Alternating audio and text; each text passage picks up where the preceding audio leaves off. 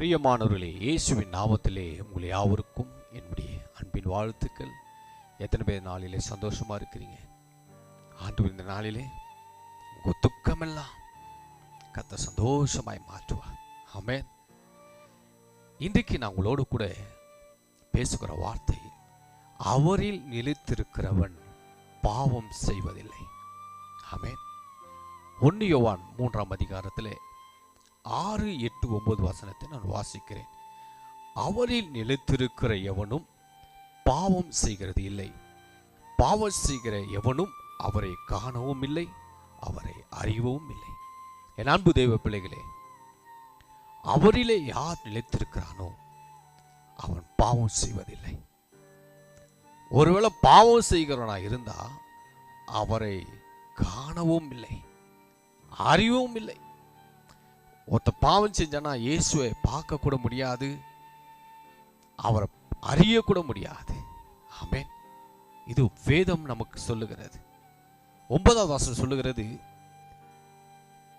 தேவனால் பிறந்த எவனும் பாவம் செய்யான். ஒவ்வொரு பிள்ளைகளையும் தேவனால பிறந்த பிள்ளைகள், ரட்சிக்கப்பட்ட பிள்ளைகள், இயேசுவால பிறந்த பிள்ளைகள் எவனும் பாவம் செய்ய முடியாது. ஏனில் அவருடைய வித்து அவனுக்குள் தரித்திருக்கிறது.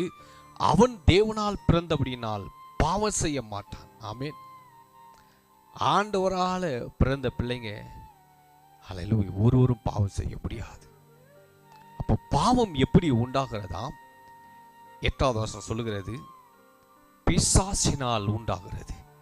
பாவம் செய்கிறவன் பிசாசினால் உண்டாயிருக்கிறான். ஏனெனில் பிசாசானவன் ஆதி முதல் பாவம் செய்கிறான். பிசாசுடைய கிரிகளை அழிக்கும்படிக்கு தேவனுடைய குமாரன் வெளிப்பட்டார். என் அன்பு தேவ பிள்ளைகளே, முதல்ல அவரில் நிலைச்சிருக்கிறவன் பாவம் செய்ய முடியாது. ஆமென்.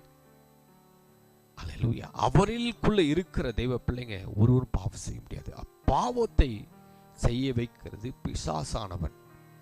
எவனை விழுங்கலாமோ என்று வகை தேடிக்கொண்டிருக்கிறான்.